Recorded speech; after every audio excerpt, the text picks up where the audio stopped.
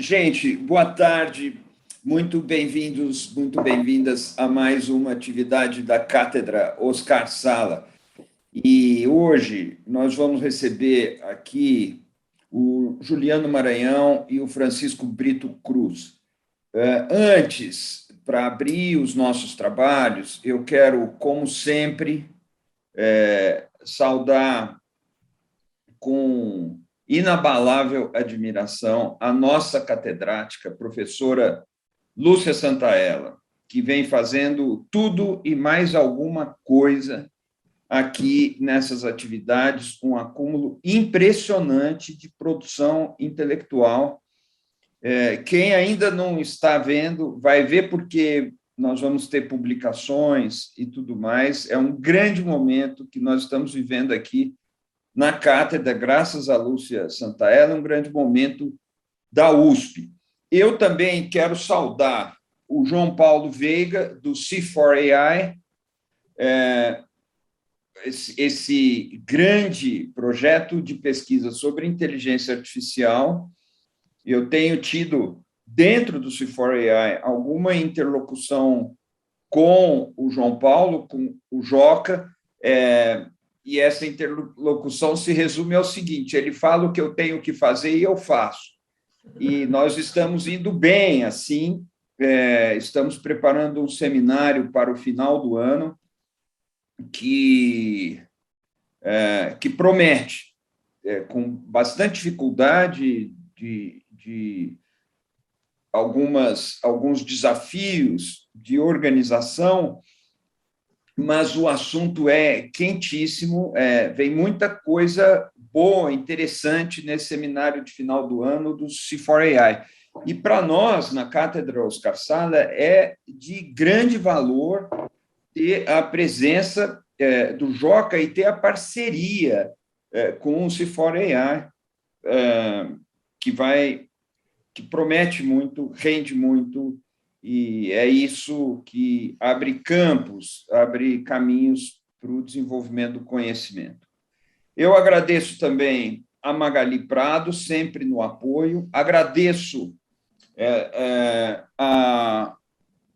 ao Instituto de Estudos Avançados, com a infraestrutura e com todo o amparo que recebe o projeto da Cátedra Oscar Sala, que, por sua vez, é uma parceria do IEA com o CGI e com o NIC.br.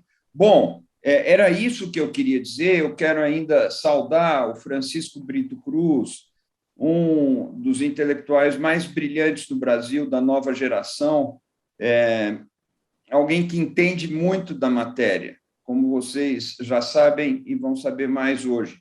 E o Juliano Maranhão, um pensador refinado do direito, com uma formação muito sólida, professor na São Francisco, com quem eu tenho tido também a felicidade de desenvolver algumas parcerias, inclusive escrevemos textos juntos. O que se resume, ele escreve, eu corrijo um pouco da pontuação e a gente vai em frente. Mas é isso, grande abraço, gente, um ótimo seminário para vocês e eu estou aqui acompanhando e aprendendo. Então, eu tomo a palavra, não tenho o savoir-faire das apresentações do Eugênio, eu sou um pouco mais, o que eu posso dizer, trôpega, mas eu vou rapidamente apresentar um currículo um pouco mais detalhado do Juliano, do Francisco, do João Paulo. E, antes de tudo, quero agradecer profundamente a presença de vocês, o Jorge e a Larissa, que estão aí invisíveis nos ajudando, agradecer a aliança com o NIC.br, a que esta cátedra está ligada, e eu vou, então, rapidamente, apresentar. Então, eu fiz uma chamada para este encontro. E eu vou repetir esta chamada para aqueles que ainda não leram e que eu enviei para os colegas que aqui estão, juristas. Nós estamos precisando muito dos juristas, porque o mundo digital ele está nos tomando de assalto. Então, no dia 29 de setembro, a Câmara dos Deputados aprovou, com 413 votos a favor e apenas 15 contra, um projeto de lei, Projeto de Lei 21/2020, que cria um marco regulatório da inteligência artificial no Brasil. Quando se compara com o tempo de discussão que foi levado pelo Marco Civil da Internet, admirado por todo o mundo, surgem várias perguntas. Por que tanta pressa? Os votantes estão a par da enorme complexidade da inteligência artificial, tanto tecnicamente, quanto nas consequências pragmáticas que traz para a sociedade? Então, a questão precisava ser urgentemente discutida dentro desta cátedra, dado o tema, o grande tema que está conduzindo os nossos eventos, que é o tema da simbiose ser humano e tecnologias. Então, eu passo agora a apresentação dos nossos convidados. O Francisco Brito Cruz é diretor do Internet Lab, um centro de pesquisa em Direito e Tecnologia. Ele é doutor, mestre graduado pela Faculdade de Direito da USP. Foi pesquisador visitante no Center for Study of Law and Society, na Universidade da Califórnia, Berkeley. Venceu o Prêmio Marco Civil da Internet e Desenvolvimento da Escola de Direito da Fundação Getúlio Vargas. Fundou e coordenou o Núcleo de Direito, Internet e Sociedade da USP. É advogado e membro da Comissão de Direito Eleitoral da OAB São Paulo. Juliano Maranhão é professor livre-docente da Faculdade de Direito da USP, onde fez o doutorado. Fez estágio pós-doutoral no Departamento de Ciência da Computação da Universidade de Utrecht, na Holanda. Ele é pesquisador da Fundação Alexander von Humboldt e pesquisador associado do C4IA da USP e do Centro de Pesquisa Aplicada em Inteligência Artificial para Cidades Inteligentes. É membro do comitê organizador do International Conference on Deontic Logic and Normative Systems e membro do comitê diretor da International Association for Artificial Intelligence and Law. É diretor-presidente da Associação Logarithm de Pesquisa em IA e é coordenador e editor da Revista Brasileira de Filosofia. O João Paulo Veiga, que vai coordenar os debates, vai mediar, não é, a conversação entre nós hoje, é pesquisador e vice-coordenador da área de humanidades do C4AI, o Centro de Inteligência Artificial da USP. Eu tenho muito orgulho de também ser uma pesquisadora nesse centro. Fez o mestrado e o doutorado em Ciência Política pela USP, formado em Ciências Sociais pela Faculdade de Filosofia, Letras e Ciências Humanas da USP, onde é professor e chefe do Departamento de Ciência Política, e no Instituto de Relações Internacionais, onde é coordenador do convênio institucional com a School of International and Public Affairs da Universidade de Colômbia de Nova York. É membro titular do Comitê de Ética e Pesquisa do Instituto de Psicologia da USP. Imaginem, não é? Considerem o peso desta sessão que nós vamos ter hoje, e com extrema curiosidade que eu passo a palavra, então, para o Juliano. Obrigado, professora Lúcia. Para mim é um prazer, uma honra estar num evento, ter sido lembrado por você, pelo Eugênio, para um evento de troca intelectual. Agradeço também muito a Magali Prado, também pelo convite, pela organização. Cumprimento o Francisco Cruz, que é um colega já com o qual eu tenho compartilhado várias oportunidades de discussão sobre legislação na área de tecnologia. Essa semana mesmo nós nos encontramos na Câmara dos Deputados para discutir o projeto de lei sobre o chamado projeto de lei das fake news, né, mas é sobre transparência, responsabilidade e liberdade na internet. E cumprimentar também o João Paulo Veiga, vai ser um prazer dividir esse painel e estou ansioso aqui já pelas discussões. Mas antes das discussões eu vou falar um pouquinho, né, como foi solicitado, e eu vou procurar fazer uma abordagem não diretamente sobre o projeto de lei 2120, vou deixar isso para a gente discutir depois, mas eu vou fazer um panorama das razões pelas quais é importante a regulação da inteligência artificial e o caminho, os modelos de regulação que têm sido adotados. E aí, em particular, eu entro no nosso projeto de lei que adota um determinado modelo, que, a meu ver, não é o melhor. Então, eu já começo fazendo uma crítica nesse aspecto, depois vamos escutar o Francisco Brito, que eu também estou curioso, e vamos para as discussões. Eu tenho uma apresentação que eu vou compartilhar agora. A pergunta principal que está por trás de toda a discussão é por que regular a inteligência artificial? Né? E a resposta ela é relativamente simples, a partir do que já tem sido observado sobre essa tecnologia, que já vem sendo empregada há algum tempo, com bastante sucesso, com vários resultados positivos, mas que tem apresentado já alguns riscos.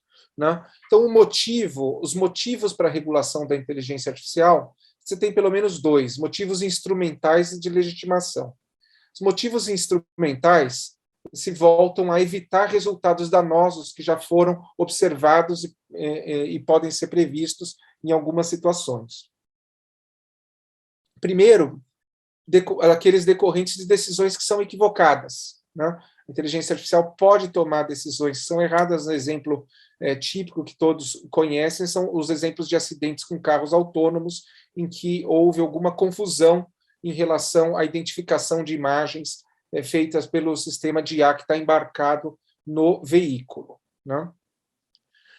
Existem também a possibilidade e a preocupação quanto a decisões discriminatórias. Né? E essas decisões podem ser, agora adotando até uma distinção que acabou de ser divulgado uma primeira ISO, né, para discriminação e inteligência artificial, e você tem dois tipos de discriminação que podem ocorrer em geral. Né? Uma discriminação por alocação, ou seja, o próprio sistema de IA faz uma alocação discriminatória. Um exemplo disso foi o sistema de inteligência artificial utilizado pela Amazon para contratação, em que acabou incorporando um viés decorrente das contratações pretéritas da companhia, em que foram privilegiados aqueles candidatos homens, em detrimento das mulheres. E a Amazon, então, suspendeu o uso dessa ferramenta. Então, diretamente, a alocação é discriminatória. Uma outra forma de discriminação é a discriminação por qualidade, que é o caso, por exemplo, dos sistemas de reconhecimento facial que se mostraram com um grau menor de acurácia para negros em relação a brancos, e acabaram resultando em algumas prisões equivocadas de negros, tanto nos Estados Unidos quanto no Brasil também. Na polícia do Rio de Janeiro, que passou a empregar a inteligência artificial, tiveram alguns equívocos que levaram a prisões de mulheres negras. Né? E essa é uma discriminação por qualidade. A qualidade é inferior e expõe mais um determinado grupo menos favorecido do que o outro, tendo em vista a qualidade inferior. Motivos de legitimação também. Essa é uma outra ordem de motivos que tem a ver com a justificação dos processos e resultados da inteligência artificial. Então, ainda que a decisão seja correta, por algum critério, eu posso ter decisões que trazem resultados que são ininteligíveis para aquele que é afetado pela decisão. Seja porque eles têm critérios opacos, então, por exemplo, sistemas de reconhecimento de imagens, de fotografia de pele para identificação e diagnóstico de câncer, usam modelos de deep learning que tornam difíceis a identificação de quais critérios efetivamente na foto, na imagem, levaram à identificação. Não? Isso pode criar uma dificuldade para o médico que lida com o sistema de IA revisar esse diagnóstico. Né? Isso é um problema de legitimação do processo. Em outros casos, você pode até identificar o critério, mas ele também não ser legítimo. Por exemplo, uma fintech alemã chamada Creditec usou um sistema de pontuação de scoring de crédito, né, e desenvolveu um sistema de scoring de crédito. E esse sistema, dentre os critérios para pontuação de capacidade de adimplência, né, de cumprimento das obrigações creditícias, estava o uso da fonte de computador, a preferência por uma determinada fonte de letra usada no computador era um dos critérios. Embora você possa até entender que esse é um dos critérios de ser apresentado, existe uma dificuldade de aceitação disso, né? De onde eu vou inferir da fonte que eu uso como algo que possa ser indicativo da minha capacidade de honrar uma dívida. Né? Mas é uma correlação que tinha algum grau de influência na decisão. E o outro aspecto também sobre legitimação diz respeito ao tratamento de dados pessoais. Eu posso ter um sistema de identificação biométrica de reconhecimento facial absolutamente com grande acurácia, porém, eu posso questionar o seu uso para identificação em tempo real em espaços públicos. Por quê? Porque isso tem por objeto tratamento de dados pessoais. Essa preocupação com o tratamento de dados pessoais pode ser por objeto, mas pode ser também pelo próprio processamento. Então, sistemas de IA que utilizam o que eu discuti com o Francisco essa semana, sistemas de IA para direcionamento de conteúdo na internet, eles coletam e processam um volume enorme de dados pessoais. Né? E você pode levantar um questionamento sobre a legitimidade de quais dados pessoais podem ser tratados para esse fim. Então, eu posso ter tanto uma preocupação contra o objeto quanto o processamento. Existe uma outra ordem de preocupações, mas não tem sido tão levantada em regulações de inteligência artificial, que são os motivos dignatários. Né? Por exemplo, eu posso ter uma objeção ao uso de inteligência artificial para a tomada de decisões judiciais em juízos criminais, por exemplo. Isso porque eu posso considerar indigno do ser humano estar sujeito a uma avaliação por uma máquina, por exemplo. Então, eu tenho esses motivos de preocupação que levam ao impulso de regulação, um impulso bem justificado e bem fundado sobre riscos que estão relativamente mapeados. Né? Agora, ao mesmo tempo, se reconhece o caráter dual da tecnologia. Né? Ao mesmo tempo que ela traz esses riscos, a tecnologia traz inúmeros benefícios, né? De avanços em diversas áreas do conhecimento e áreas práticas com impactos benéficos ao ser humano, como saúde, educação, logística, aumento de produtividade e assim por diante. De tal forma que existe tanto um risco de superutilização, aquela utilização que não olha para os possíveis perigos, mas também de subutilização.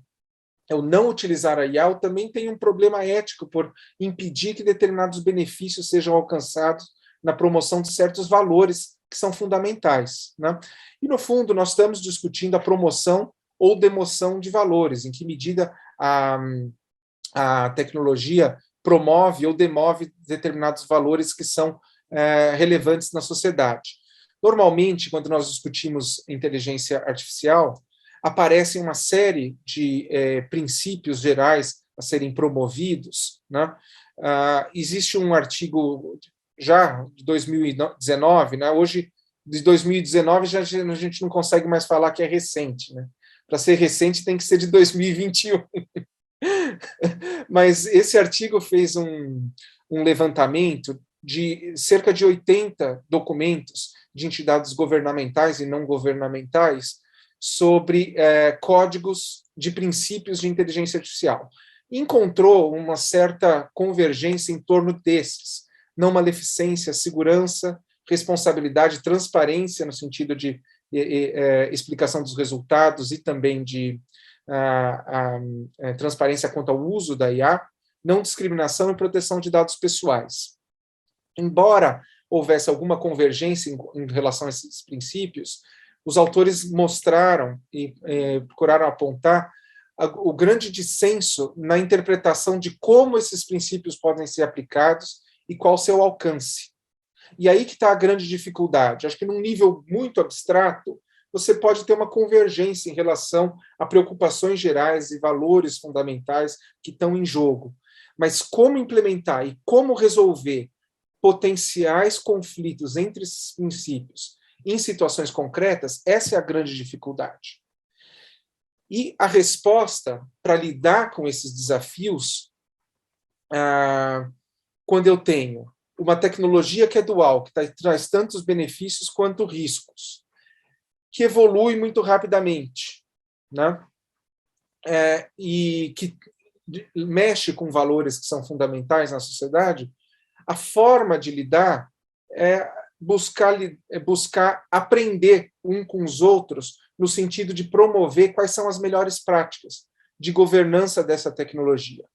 E as melhores práticas de governança, elas têm a ver, elas não são só técnicas, não dizem respeito só ao software, mas dizem respeito a toda a gestão humana, desde a concepção do software até o seu monitoramento quando ele é empregado.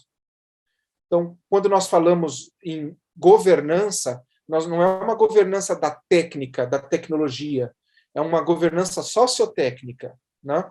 Das pessoas que estão em torno do desenvolvimento e emprego da tecnologia e das pessoas que interagem com essa tecnologia. E quando nós pensamos em medidas de governança de inteligência artificial, existe uma série de documentos que vêm sendo divulgados recentemente, eu posso dizer recentemente, nos últimos 2 anos,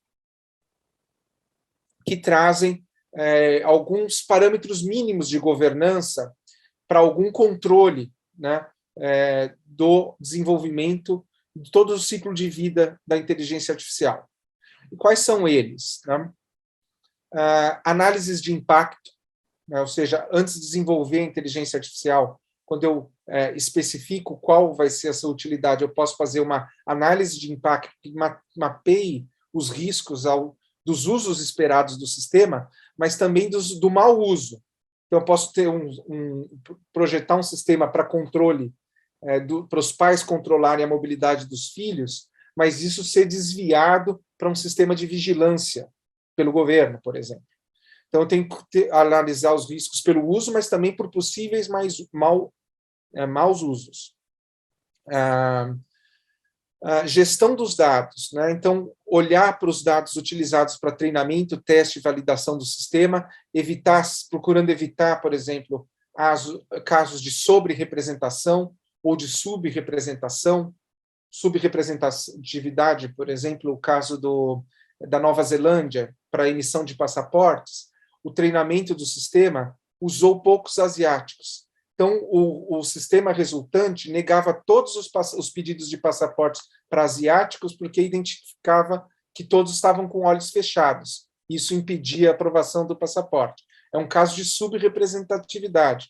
Tem casos de sobre-representatividade, por exemplo, de análise de risco que gera monitoramento pela polícia de Nova York nos bairros.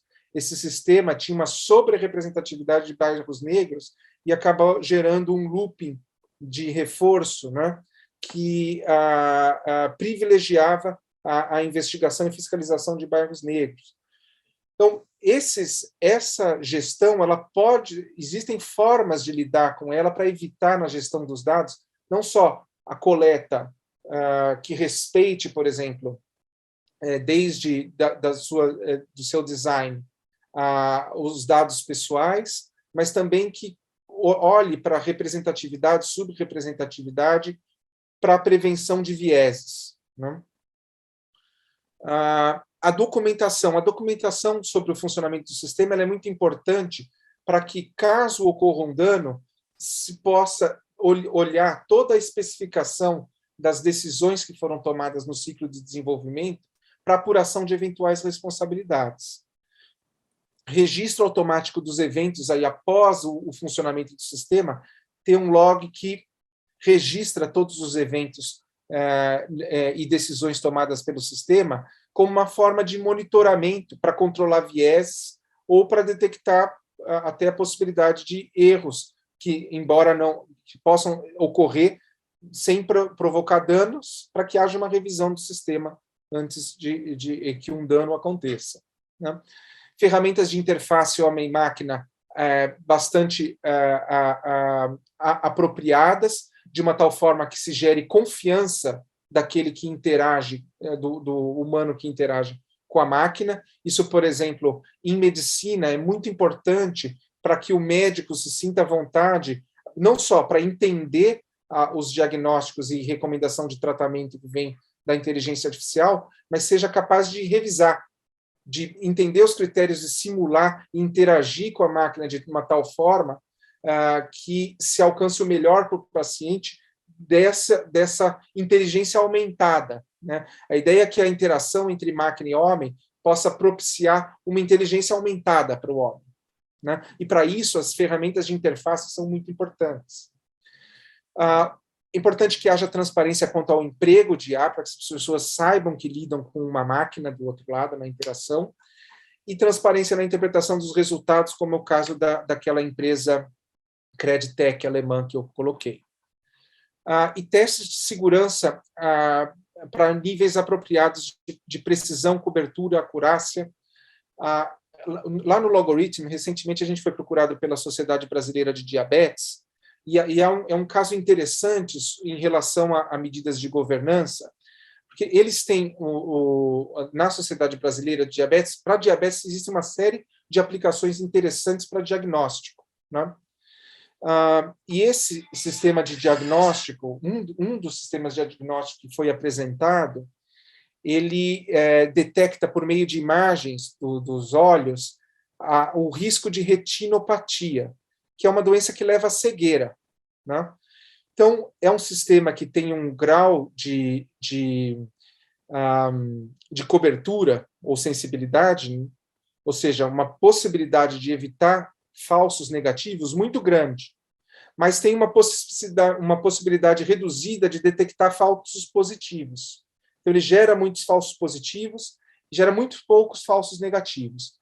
Para um sistema de triagem, é importante que tenha menos falsos negativos, porque aqueles que, se eu não detecto alguém que tem um problema de retinopatia, essa pessoa pode ficar cega, né? Ao passo que os falsos positivos vão levar a um tratamento, né, e depois um diagnóstico pelo médico que não se trata de retinopatia. Existe apenas um custo, por exemplo, para o seguro-saúde. Mas isso aqui envolve uma questão ética importante. Eu vou privilegiar o lado atuarial, né, eu vou tentar, na medida em que eu reduzo os falsos positivos, eu aumento os falsos negativos, e vice-versa. Então, o equilíbrio desse sistema, o problema que eles trouxeram, como é que eu lido eticamente com isso, né? E a principal questão deles era o seguinte: nós estamos com dificuldade de avançar porque nós não temos parâmetros oficiais sobre quais são os procedimentos adequados de governança que nós devemos seguir. E como os erros desse sistema podem levar à cegueira, podem levar a consequências graves, nós estamos com dificuldade de continuar com o projeto do ponto de vista ético e jurídico, né? Então, por isso, eles nos procuraram para ver como lidar com isso. A gente vai começar a trabalhar agora num código de conduta para IA voltada para diabetes, né? por quê? E por que eu estou destacando isso? Porque é muito importante que haja uma clareza quanto a medidas de governança que são consideradas aquelas medidas mínimas para o desenvolvimento de um sistema de IA. Não só para orientar os desenvolvedores, mas como também para gerar segurança jurídica, para que haja investimento na tecnologia. Então, aquela primeira perna de existe um risco de subutilização da IA, existe um risco de reduzir investimento na IA. Então, por isso, é importante que haja segurança jurídica para o desenvolvimento da IA, porque isso catalisa investimento, né? Aqui eu trouxe alguns exemplos de modelos de certificação em que essas medidas de segurança mínimas de governança são previstas. Então, é algo que relativamente está ganhando também algum consenso sobre aquilo que é mínimo que precisa haver em gestão e governança de inteligência artificial. Mas aí aparece, então, a questão. Então, o ideal seria que todos os desenvolvedores de inteligência artificial seguissem as melhores práticas de governança e aquele mínimo de governança para sistemas de inteligência artificial. Mas como eu torno esse sistema, como é que eu garanto o compromisso dos desenvolvedores com esses sistemas, com essas medidas de governança? Como eu asseguro esse comprometimento? Bom, com regulação. Mas como regular? Uma das possibilidades é estabelecer princípios gerais e esperar que, com aqueles valores, os agentes no mercado adotem os parâmetros de governança, né? A outra alternativa é impor obrigações substantivas. Por exemplo, o caso do European AI Act, que proíbe a inteligência artificial com risco intolerável. Um exemplo delas, sistemas de scoring, né, usados pelo governo. Então, isso é proibido pela proposta de legislação europeia. Ou, então, obrigações procedimentais, que são também utilizadas pela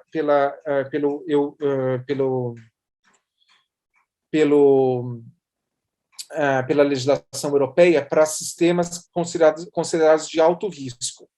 Então, aqui é uma solução que vem sendo adotada por legislações modernas, voltadas para a tecnologia, que é a de não adotar um sistema com obrigações substantivas, é proibido, é obrigatório, sob pena de sanção, mas sim fazer com que impor obrigações procedimentais. Quais são os procedimentos que devem ser adotados, que reduzem os riscos e que favorecem os benefícios de uma determinada tecnologia, né?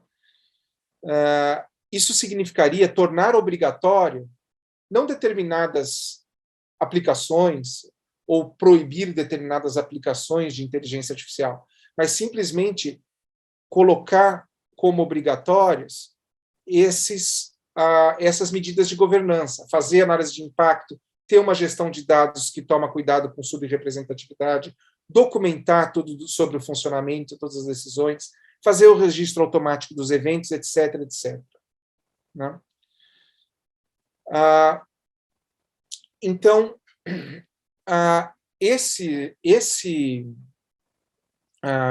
o que tem se observado, e até saiu um artigo esta semana do Luciano Floridi, em que ele fala que a abordagem de códigos de conduta chegou ao fim, é o fim de uma era, né? Porque o que ele diz ali, e algo que realmente vem sendo observado, que os códigos, a prática de várias empresas de adotar os próprios códigos de conduta, né, se mostrou pouco eficaz. Primeiro porque as empresas têm interesses comerciais que geram desconfiança, então eles não se legitimam perante os afetados pela tecnologia. E segundo porque há dúvidas efetivamente sobre a sua fiscalização, né?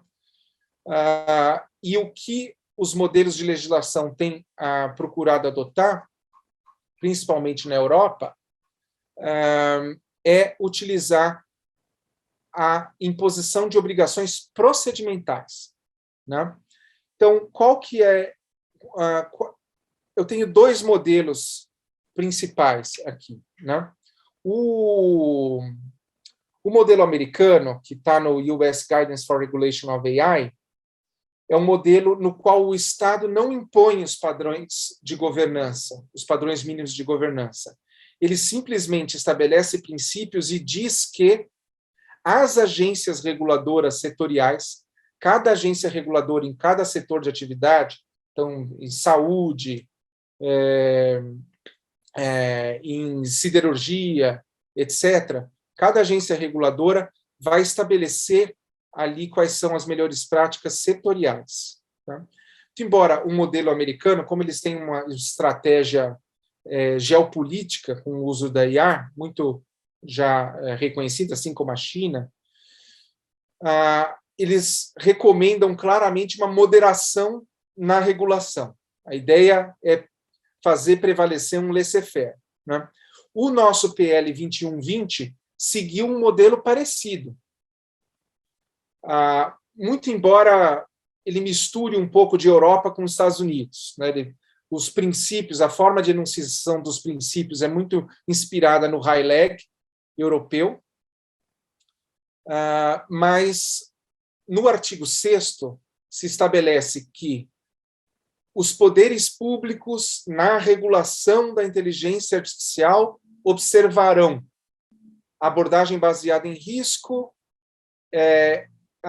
análises de impacto e responsabilidade subjetiva. Eles colocam algo muito fluido, não estabelece, o PL 2120 não estabelece como vinculantes as medidas de governança.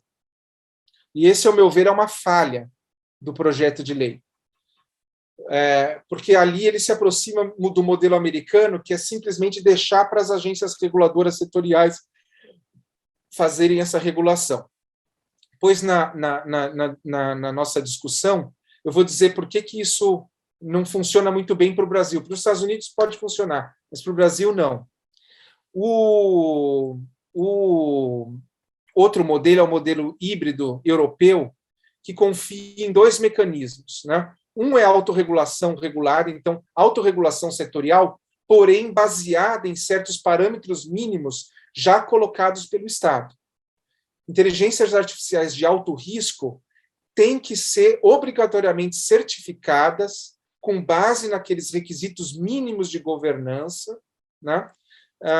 Mas, muito embora, com base numa autorregulação. Por isso que é chamada de autorregulação regulada. Ela parte de uma normatização das instituições, dos agentes, que são os agentes regulados, né? Então, os agentes nos diferentes setores de atividade formam uma instituição, estabelecem códigos de conduta, mas esses códigos de conduta têm que atender aqueles parâmetros mínimos colocados pelo Estado, que é o que está na proposta do AI Act europeu. Aqueles parâmetros que eu coloquei, muitos deles estão ali no AI Act europeu. Então, seguindo aquilo, as IAs de alto risco teriam que ter uma certificação obrigatória antes de entrar em funcionamento, e as que não são de alto risco podem aderir voluntariamente a selos de qualidade, né? Bom, eu não sei quanto tempo eu tenho, Lúcia, porque eu posso deixar também para discussão. Oi, professor Juliano, tem 2 minutos. Se você quiser finalizar, então eu vou. Obrigado, João Paulo. Eu vou, então, só destacar, e a gente deixa para discussão, quais são os pontos que eu acho críticos do PL 2120. Né? Primeiro, o PL 2120 não estabelece padrões mínimos de governança de forma vinculante, como obrigatórios.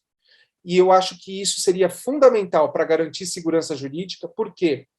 Porque é um sistema, uma legislação que apenas traz os princípios éticos para a IA e uma sinalização sobre como os poderes públicos deveriam regular, muito fluida, vai acabar colocando no colo dos juízes especificarem em cada caso concreto como lidar com o conflito entre esses princípios. Isso vai gerar uma interpretação muito heterogênea no país sobre como aplicar IA. Isso traz insegurança jurídica, isso reduz investimento, né? Evitar excesso de responsabilização, isso é uma coisa que eu vou discutir mais para frente. Os padrões mínimos vinculantes, eles trazem confiança no mercado, que as empresas seguirão aqueles padrões, né? E mais do que isso, legitima a autorregulação. A autorregulação, sem qualquer padrão dado pelo Estado, que o Estado entende ser convergência com o interesse público, legitima a autorregulação. A autorregulação por si já se mostrou insuficiente, né? Que foi justamente a tese do Luciano Floridi nesse artigo recente que acabou de sair, que eu falei, The End of an Era, né? E depois, o outro aspecto crítico que a gente pode deixar para a nossa discussão é o fato de que o PL 2120 ele sugere que, como padrão, deve ser adotada a responsabilidade subjetiva e não a responsabilidade objetiva, né? Responsabilidade subjetiva é aquela para que você suporte a sanção, né, de indenização com dano, por exemplo. É preciso demonstrar não só que há o dano e o nexo causal com a ação do agente, mas também mostrar a culpa do agente, imprudência, imperícia. E a proposta do PL é responsabilidade subjetiva como padrão, objetiva somente nos casos previstos em lei. O próprio Código Civil prevê que nas atividades de risco elevado inerente, a responsabilidade seria objetiva, sem analisar culpa, e nas relações de consumo também se prevê responsabilidade objetiva. Recentemente foi divulgada uma carta de 25 juristas afirmando que a responsabilidade, tal como tratada no PL 21, seria temerária, porque criaria um vácuo de responsabilização. Embora eles não cheguem a falar que tudo deveria ser responsabilidade objetiva, eles vão contra a responsabilidade subjetiva como padrão, ou seja, indicando uma preferência pela responsabilização objetiva. E na minha opinião, essa é uma visão equivocada, e na nossa discussão, tendo espaço, eu gostaria de explicar por quê. Muito obrigado, professor Juliano Maranhão, pela apresentação, pela exposição precisa, diria até cirúrgica, sobre os desafios colocados aí pela regulação de inteligência artificial. Só para lembrar, aquelas que nos acompanham aqui, vocês podem fazer perguntas e encaminhá-las pelo e-mail iearesponde@usp.br, tá? Eu já estou recebendo aqui as perguntas e depois da apresentação do professor Francisco Brito Cruz, nós iniciaremos essa fase do debate. Professor Francisco, a palavra é sua. Muito obrigado, João Paulo. É um prazer estar aqui com todos e todas vocês. Professora Lúcia, professor Eugênio, professora Magali, Juliano. Prazer enorme. Me sinto, na verdade, um aluno entre professores. E é um prazer poder discutir e colocar as ideias à prova com um grupo tão qualificado. Eu fiquei pensando bastante tempo sobre o que valeria a pena trazer para esse debate.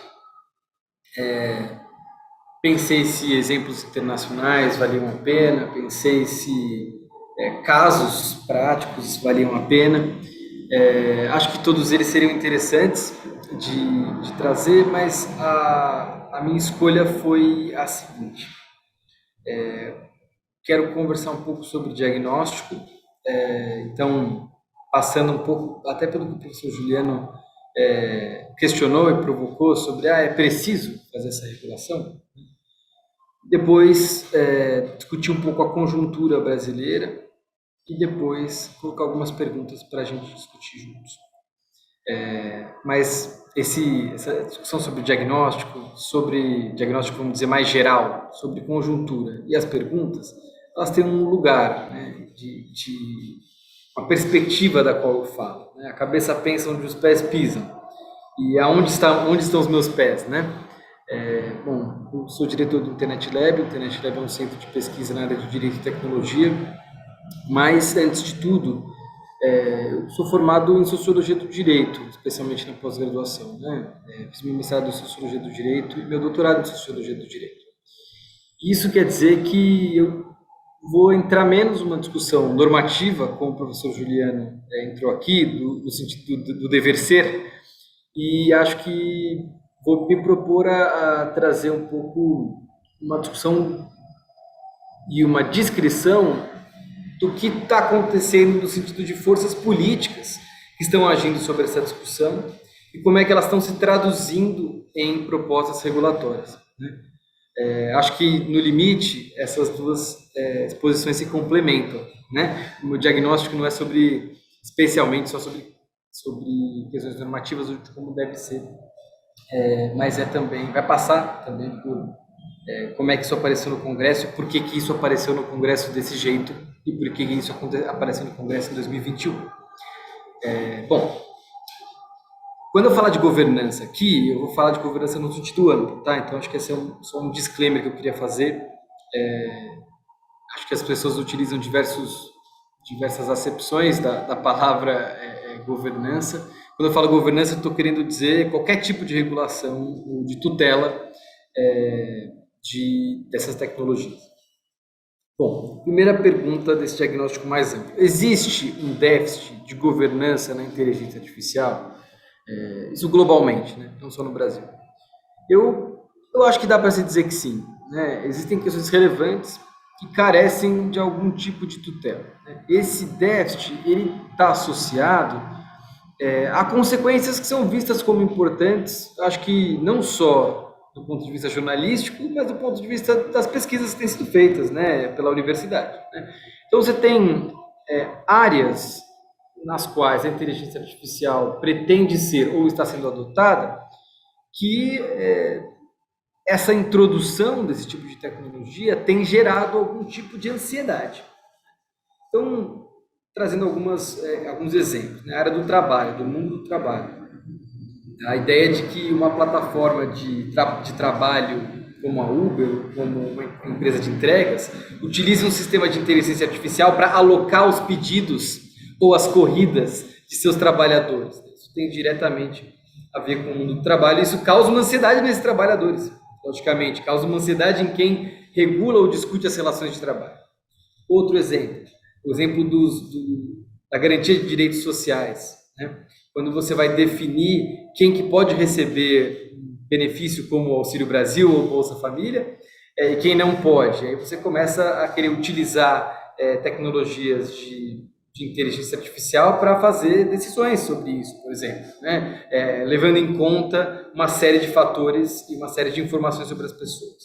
Ou mesmo decisões sobre saúde, como disse o professor Juliano, e ainda, e não poderia deixar de dizer isso, decisões automatizadas a respeito da distribuição de conteúdos, né? O que influencia diretamente a área de comunicação, como bem sabe e me ensina o professor Eugênio, que fazem com que uma série de mecanismos, de ferramentas de inteligência artificial sejam parte do construto que dá para a gente chamar de esfera pública algoritmizada, ou estruturas algorítmicas de escolha coletiva e tal, que mediam e organizam a fala das pessoas na sociedade, né? Então, em todas essas áreas, existem ansiedades colocadas pela adoção dessas tecnologias. E a falta de norte do ponto de vista, por exemplo, do que é justo ou do que não coloca para nós juristas, acho que algum tipo de tarefa, né? Porque vale dizer, né, a não regulação é uma regulação. Não fazer nada é escolher um arranjo regulatório, né? Também. Então, esse déficit, acho que de densidade da discussão existe. Eu considero que o professor Juliano é um dos pouquíssimos acadêmicos no Brasil que travam essa discussão do ponto de vista das questões de justiça envolvidas, das questões procedimentais envolvidas. E a gente tem bons motivos para densificar essa discussão e para possivelmente pensar em inovar em termos de estruturas regulatórias ou de governança a esse respeito. O professor Juliano trouxe aí os motivos instrumentais para você regular a inteligência artificial, que seria evitar o dano, os motivos de legitimação, né, da inteligência artificial, seria, por exemplo, para você justificar os seus processos. Eu até diria que esse conjunto de questões são questões de justiça, seja do ponto de vista da legitimidade do processo, seja do ponto de vista de ressarcir o dano de quem foi prejudicado ou teve seus direitos prejudicados por uma decisão de um sistema automatizado, mas até tem um outro tipo, vamos dizer, de conjunto de motivos que passa por o Estado ter um motivo para regular a inteligência artificial porque ele visa promover determinada atividade econômica, né? Isso tem a ver, por exemplo, com as questões de mundo do trabalho que eu estava falando, mas não só, né? Então, quando a gente está falando do direito, a gente está falando do direito enquanto árbitro dos conflitos, mas a gente também pode estar falando do direito enquanto gramática das políticas públicas, né? Então, na hora que o Estado vai organizar como é que, por exemplo, um programa como o Auxílio Brasil vai acontecer, ele pode visar promover determinadas tecnologias ou não. Quando o Estado vai escolher como, por exemplo, a gente vai fazer o monitoramento dos casos de coronavírus no Brasil, ele pode escolher determinadas tecnologias ou não, e por aí vai. Então, tem aí um conjunto de motivos que é a vontade de se promover determinadas atividades, valendo dizer que a inteligência artificial está na ponta de lança, vamos dizer assim,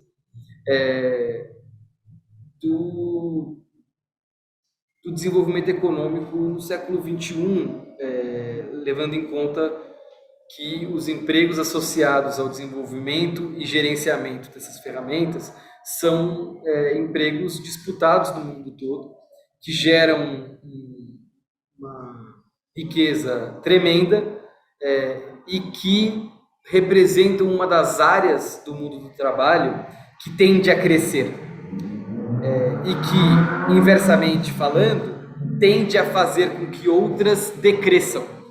Então, os países que dominarem a inteligência artificial ou forem os ases da inteligência artificial nos próximos 50 anos são os países que vão ter estratégias, na minha opinião, pelo menos, estratégias de combate ao desemprego estrutural muito mais efetivas daqueles que não conseguirem e perderem esse bonde, dado aí um motivo para o Estado fazer alguma coisa sobre isso, para além das questões de justiça. Bom, aí temos o que está sendo feito, e aí indo para conjunto. A gente tem um Congresso Nacional que, vale dizer, opera desde 2020 até este mês. Esse mês terminou em regime remoto ou híbrido, o que significa que as sessões acontecem com muito mais celeridade do que se imaginava, né? Era de se imaginar que no regime remoto as coisas demorariam mais para serem aprovadas, o que não é verdade. Na verdade, é o oposto. No regime remoto, as coisas estão demorando muito menos para serem aprovadas, porque o trabalho nas comissões do Congresso ele deixou de acontecer. Os projetos eles estão sendo relatados diretamente no plenário, o que faz com que eles tenham uma tramitação relâmpago, né? Um exemplo, acho que todo mundo acompanhou isso, e não tem a ver com inteligência artificial, mas tem a ver com a tramitação, é a revogação da Lei de Segurança Nacional durante esse ano, né? Ela foi a jato, ela não passou por comissão nenhuma, ela foi discutida direto no plenário. Então, esse é um ponto, né? Por que foi tão rápido? Uma parte do porquê foi tão rápido foi por causa disso. Mas tem outras coisas. É importante lembrar que existe um cenário que os americanos têm chamado de techlash, mas, enfim, eu acho que a gente pode chamar de outro jeito aqui no Brasil, a gente pode chamar de ressaca da tecnologia, vamos dizer assim, que é esse ambiente de discussão da regulação de tecnologia que está associado muito mais aos riscos do que às oportunidades. E não é por outro motivo, senão o fato de que os riscos se evidenciaram nos últimos tempos. Então, dando meu testemunho, como alguém que está dirigindo uma organização de pesquisa e incidência a respeito desse assunto há 7 anos, há 7 anos atrás era charmoso discutir regulação de tecnologia, era disruptivo discutir a tecnologia, e hoje em dia é sombrio. Hoje em dia é, para muitos, assustador discutir a regulação dessas plataformas, desde o ponto de vista do monopólio, que existem em alguns setores, passando pelas consequências problemáticas do ponto de vista democrático, ou para direitos, né? Então a gente tem essa ressaca. E essa ressaca coloca uma pressão no Congresso para que ele decida questões, ou que ele legisle sobre o assunto. E, associado a essa ressaca, você tem uma estratégia do setor de tecnologia de buscar agendas positivas. Esta é uma delas. Então, o PL 21 de 2021, ele não tramitou rápido porque a gente está nessa ressaca. Ele tramitou rápido porque ele é uma reação a esta ressaca. Ele é uma forma do setor de tecnologia colocar na mesa alguma coisa diferente do que uma hiperregulação.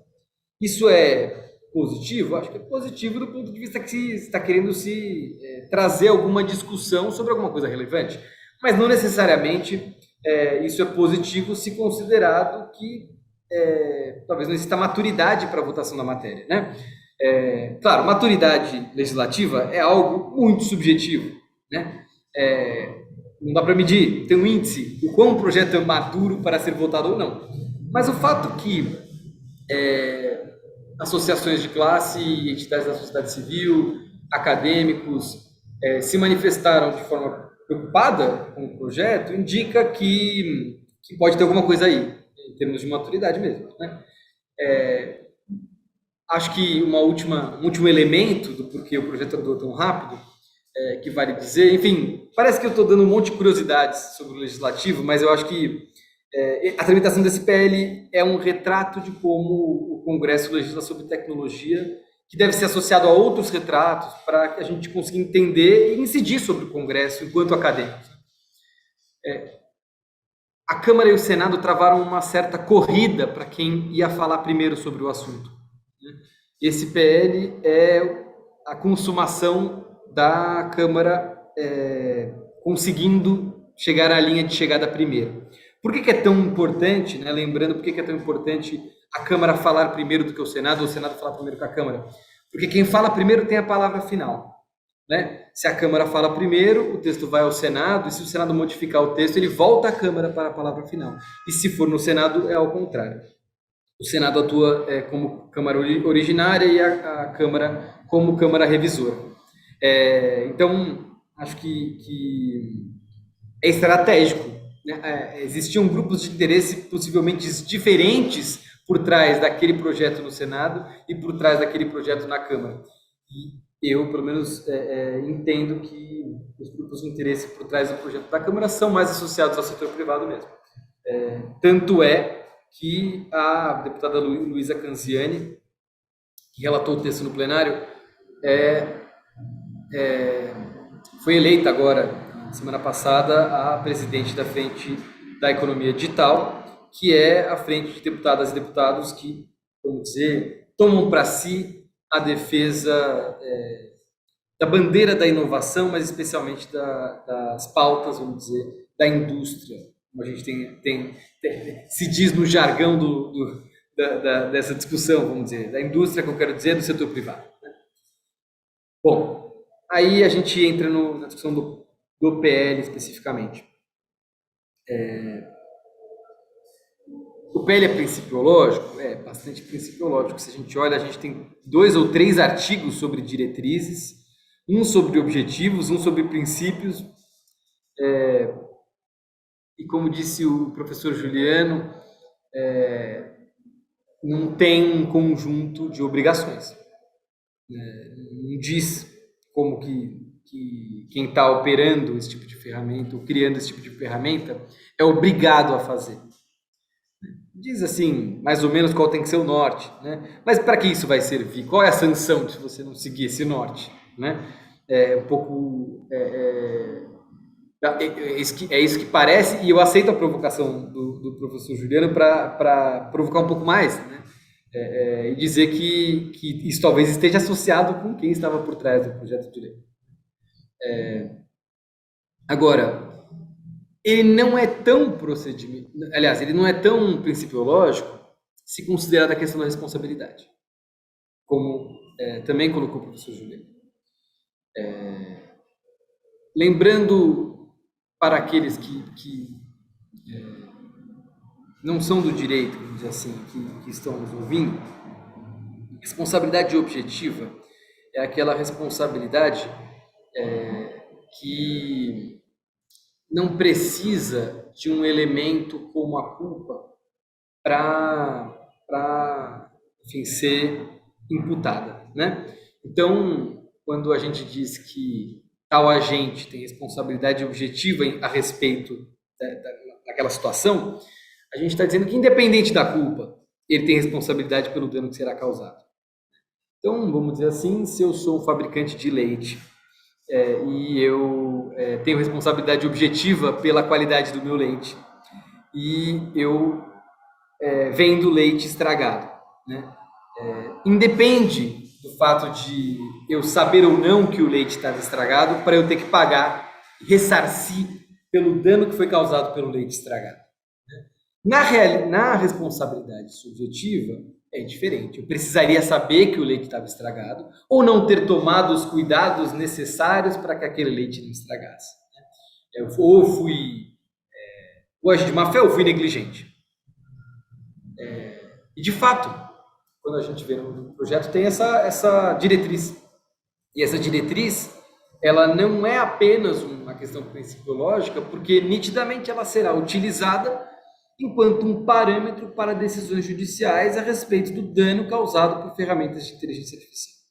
Então, na hora que um juiz decidir um pleito de um cidadão que estaria processando uma empresa que adotou um sistema de inteligência artificial e decidiu algo a seu respeito que lhe causou um dano, esse cidadão teria, num arranjo de responsabilidade subjetiva, que provar a negligência da empresa ou ainda a má-fé da empresa, né? Teria que agregar na prova esse elemento subjetivo. Ou seja, ele teria muito mais dificuldade de ter seu dano ressarcido. Agora, do outro lado, se a gente vira a moeda, se eu vou desenvolver um sistema de inteligência artificial, eu estou, vamos dizer, tutelado por um arranjo de responsabilidade objetiva, o quanto eu vou me arriscar? O quanto eu vou entrar em áreas que não estão tão consolidadas assim? Talvez entrar em áreas não tão consolidadas assim, com uma ferramenta super inovadora, vai ser muito arriscado. Porque se ela der qualquer tipo de problema involuntário para mim, que eu não tinha como prever, eu vou ter que pagar por isso. Então, talvez não valha a pena desenvolver essa ferramenta. Então, existem bons argumentos para defender a responsabilidade objetiva, existem bons argumentos para defender um arranjo de responsabilidade subjetiva. E talvez dependa da questão. Como disse o professor Juliano, se for uma questão de alto risco, se o que tiver em questão seja a vida de uma pessoa, ou seja, as condições de dignidade dessa pessoa, talvez faça sentido ter um arranjo. Se o que tiver em jogo seja uma filigrana ou um mero dissabor, talvez faça sentido ter outro. O ponto é que o projeto faz uma espécie de regra geral, camuflada em diretriz, vamos dizer assim, de responsabilidade subjetiva, deixando para a responsabilidade objetiva essas poucas hipóteses que o professor Juliano falou, de certa forma reconhecidas em outros diplomas, né, em outras leis, especialmente o Código de Defesa do Consumidor. Bom, aí termino com perguntas para a gente ir para a discussão. Essa seria a hora, essa regulação, é uma pergunta que eu já coloquei. Quando eu digo hora, vale dizer a hora do ponto de vista da maturidade da discussão teórica sobre o assunto, mas também da maturidade da discussão política ou da, vamos dizer, premência política. Por vezes a gente pode ter um tema que é debate na academia, mas que nem por isso deveria deixar de ser urgente no parlamento. Uma coisa não necessariamente está ligada com a outra, né? Então, fica essa primeira pergunta. Ainda, o que a gente já fez que dá para a gente utilizar, né? Eu fico me perguntando o quanto da Lei Geral de Proteção de Dados a gente poderia instrumentalizar para fazer o debate sobre a regulação de inteligência artificial, lembrando que sistemas de inteligência artificial são alimentados por dados que podem ser dados pessoais. E pensando nisso, eu fico preocupado, né, com a distância que a gente tem de capacitação, seja do ponto de vista do judiciário, seja de musculatura do órgão regulatório, né, da Autoridade Nacional de Proteção de Dados, para falar de proteção de dados, quiçá de inteligência artificial, né? Então, a pergunta que fica, vamos dizer, desse ponto de vista mais regulatório e não legislativo será que a gente não tem uma dependência de caminho aí? Será que para a gente estabelecer essas obrigações a gente não precisaria de uma autoridade ou de criar uma autoridade? Como criar uma autoridade num país que abrir qualquer órgão público necessita de vontade do Poder Executivo, porque é de sua competência privativa, né? Bom lembrar, você não pode criar uma agência regulatória sem que esse projeto de criação de uma agência regulatória seja proposto pelo Poder Executivo Federal. E num cenário que a Autoridade Nacional de Proteção de Dados sequer conseguirá fazer a fiscalização de todas as práticas de tratamento de proteção de dados no Brasil, dado o seu tamanho atual. E dado a sua condição de relativa, ou eu diria de falta de independência, porque ela é ligada à presidência da República, apesar dos seus diretores terem mandato, né? Bom, isso do ponto de vista regulatório. Então, e por fim, algumas questões que eu queria colocar. A regulação do risco, né? Ela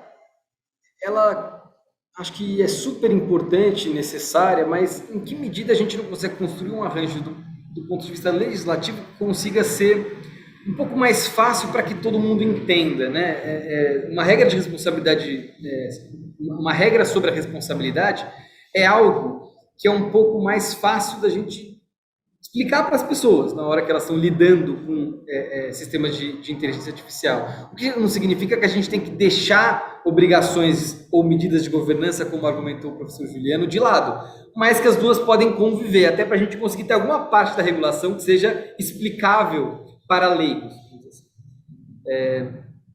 E acho que, por fim, fico pensando como como seria um órgão regulador técnico independente para isso. Se isso deveria ser imbricado ou parte de uma Agência Nacional de Proteção de Dados remodelada, que não lidaria só com proteção de dados, poderia lidar com outras questões tecnológicas, ou se a gente deveria colocar nas costas de algum órgão já existente, ou distribuir, por exemplo, falar que a Secretaria Nacional de Defesa do Consumidor tem a responsabilidade para olhar para as questões de inteligência artificial que tem a ver com o consumidor, ou por aí vai, né, distribuir isso, ou se a gente tinha que criar uma coisa nova, né? Porque na hora que a gente vai estabelecer esse conjunto de medidas sugeridas pelo professor Juliano, que eu subscrevo, a gente vai ter que ter alguém que vai aplicar a sanção, se a medida não for adotada, porque senão ela é uma declaração de princípio, certo? Se não há sanção associada, né? E aí, se não há sanção, se a gente vai ter que ter alguém para aplicar, a gente vai ter que ter alguém que, inclusive, seja tecnicamente habilitado para isso, que não seja influenciável pelo partido da vez, possivelmente, pensando nas melhores práticas regulatórias, e ainda que consiga estabelecer as diferenciações entre casos diferentes, do tipo saúde e transporte, política e democracia, esfera pública e benefícios sociais, por aí vai, e que consiga também fazer diferenciações entre o tamanho dos agentes e outras coisas. Então, se a gente tem uma startup de 10 pessoas que está pilotando um sistema para 100 usuários, possivelmente isso é bem diferente do que uma empresa gigantesca de tecnologia que tem 5.000 funcionários e que está aplicando um sistema comprado pelo Estado e que está sendo utilizado por 50 milhões de pessoas. Né? Bom, é isso. Desculpa se eu me estendi. A minha ideia aqui era dar uma provocada do ponto de vista do debate regulatório e não vim com respostas, vim com perguntas, mas essa era a ideia. Obrigado. Muito obrigado, professor Francisco. Você não se estendeu, não. Você terminou 3 minutos antes do prazo. E muito complementar a sua exposição à do professor Juliano, porque você levanta aí uma série de perguntas e faz um recorte, digamos, mais sociológico, de análise política, dos grupos de interesse que, digamos, orquestraram, né, o projeto de lei junto ao Congresso. Nós recebemos várias perguntas aqui, eu vou fazer as 3 primeiras para os 2 expositores, tá? A primeira, ele demanda, quem está nos assistindo demanda o seguinte: o estabelecimento do tipo de responsabilidade civil, objetiva ou subjetiva, de acordo com o grau de risco do uso da inteligência artificial, baixo, médio ou alto, não poderia ser uma solução viável para o projeto de lei 2120? Tá? Essa é a primeira pergunta, para os 2 expositores. Uma segunda, eu recebi no WhatsApp, porque tem muita gente do CIFOR nos acompanhando aqui, né? Então, esse colega, ele entendeu o seguinte da apresentação do professor Juliano. A autorregulação regulada, esse conceito que o professor apresentou, né? Que introduz os elementos de governança de inteligência artificial, da forma como o professor expôs, né? Prescindiria de um órgão regulador, de uma autoridade pública centralizada? Acho que ele está pensando muito em função da Lei Geral de Proteção de Dados, que estabelece um órgão regulador, né? Acho que ele entendeu, não sei se corretamente, que o professor Juliano, esse conceito de autorregulação regulada, prescindiria desse órgão regulador público, né? Não sei se é correto, vocês vão poder falar a esse respeito. E uma terceira pergunta, acho que até o professor Juliano não explicou muito bem, assim, ele não falou muito, não deu tempo de falar muito sobre isso, mas acho que quem nos assistiu não entendeu muito o papel da certificação, porque, na realidade, a certificação envolve uma espécie de sistema de integridade, né, por trás da certificação, que envolve auditoria, monitoramento e que é custoso, né? Então, a pergunta dele é como funcionaria essa certificação ou até o selo, né, desse ponto de vista, porque é caro, né? E ele pergunta, inclusive, se tem casos no mundo onde essa certificação, de fato, acontece de maneira bem-sucedida. Vou fazer essas 3 primeiras, tá? Para os professores poderem responder. Professor Juliano. Ok. Bom, então, sobre os 3 temas, eu vou aproveitar e falar um pouquinho sobre essa posição em relação à responsabilidade subjetiva e eu abordo esse tema do risco, né? Como eu disse, essa carta aberta ao Senado, assinada por 25 juristas, ela critica e ataca como um grande risco se assumir a responsabilidade subjetiva como padrão. E o argumento principal que está na carta é a de que a inteligência artificial pode trazer resultados imprevisíveis e mesmo os desenvolvedores podem não saber como ela funciona. Eu acho que essa é uma visão equivocada da inteligência artificial e é muito importante, né? O Francisco perguntou, precisa regular já, não tem musculatura, não está maduro? De fato, não está maduro, mas é muito importante que os juristas se engajem e entrem, acho que esses espaços, como o Centro de IA da USP, o próprio Logarithm foi criado para ter um espaço de interação entre cientistas da computação, engenheiros da computação e juristas, porque é um desideratum assim, urgente que haja um amadurecimento com relação a essas questões. E, para isso, os juristas precisam entender mais da tecnologia. Eu vou aproveitar, só compartilhar, porque eu quero recomendar aqui um artigo para vocês. Está aqui. Só para entender onde é que está o fator humano, né, nessa... A impressão que se tem é que a inteligência artificial, para muitos que tomam contato com ela por meio das notícias na mídia, de problemas, danos, etc., essa é a forma de contato que se tem, e a impressão que se tem é que é uma verdadeira salsicharia. São entregues os inputs, e eu não sei o que vai acontecer lá do outro lado, né? Na verdade, é equivocado dizer que os desenvolvedores não sabem como o sistema funciona. Os desenvolvedores sabem muito bem como o sistema funciona, definem o problema, adotam um determinado modelo matemático com parâmetros abertos, que vão entregar determinados resultados. É correto dizer que, para algumas metodologias mais complexas, como Deep Learning, alguns dos resultados podem não encontrar uma explicação clara dentro dos critérios que foram adotados para chegar àquele resultado, né? Mas isso é dizer uma coisa muito diferente do que a inteligência artificial foge ao controle e é uma tecnologia que inerentemente traz risco. Não, existe uma série de metodologias. Por exemplo, eu posso usar a inteligência artificial com modelos mais simples de regressão linear, eu posso usar um modelo de árvore, em que eu tenho um menor problema de opacidade, né?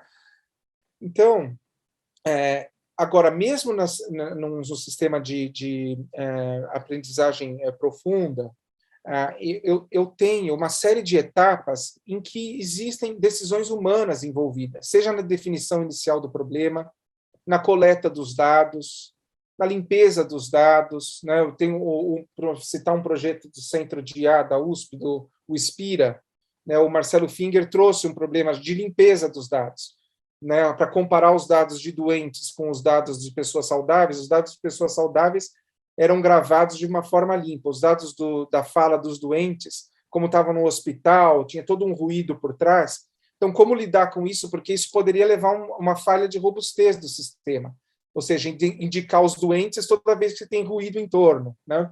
E ele arrumou o jeito de solucionar isso foi criar ruído também nos dados de pessoas saudáveis, para depois treinar o sistema, né?